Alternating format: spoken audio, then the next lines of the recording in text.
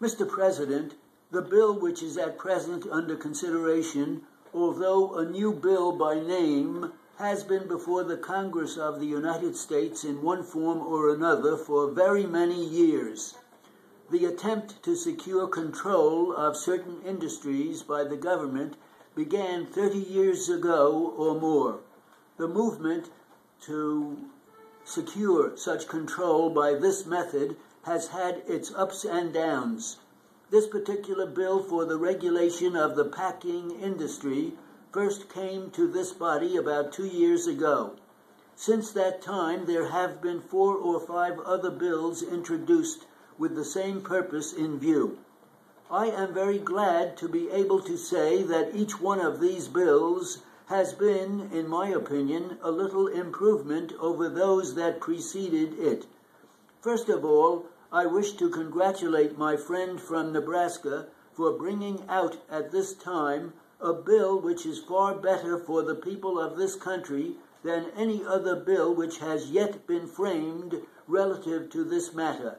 Of course, there must be some very good reason why legislation of this character should be enacted. There should be some real and pressing demand for it from the people of the country. As a rule, legislation of this kind is urged by competitors of the great packing industry or the great industrial concerns of the country. I have read with much interest and with great satisfaction the testimony that has been offered by the committee. Many hearings have been held, and the whole subject has been gone into very thoroughly during the past 5 years. People from different sections of the country have been here and have offered their evidence pro and con. So far as I am able to learn from that evidence, no competitors of the packing houses have appeared before the committee, but I have received very many letters from different packing houses in various states of the Union in opposition to this kind of legislation.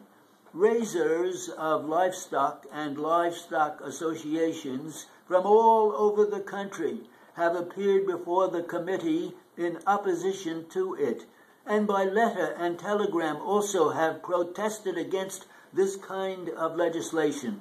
Chambers of commerce in almost every state in the Union and of many cities in the different states have also protested.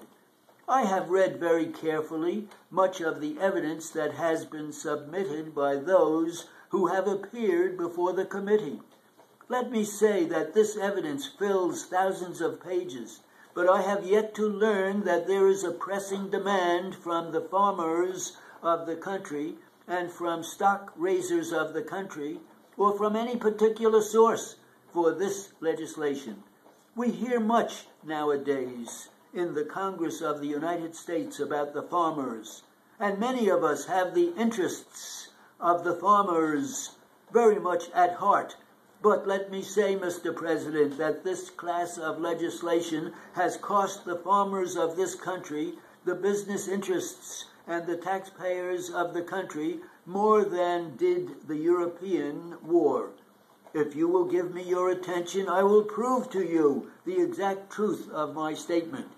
For about 35 years now, we have had commissions appointed to do this or that, uplift and reform this or that, in the interest of one small group of people or another, has come to be the popular thing during the last quarter of a century.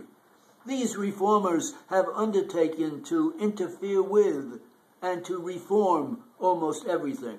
This morning I was surprised on opening my mail to find a letter inquiring how many times a day I take a bath, how I clean my teeth, whether I brush them up and down or across, and whether or not I am going to support the Smith bill.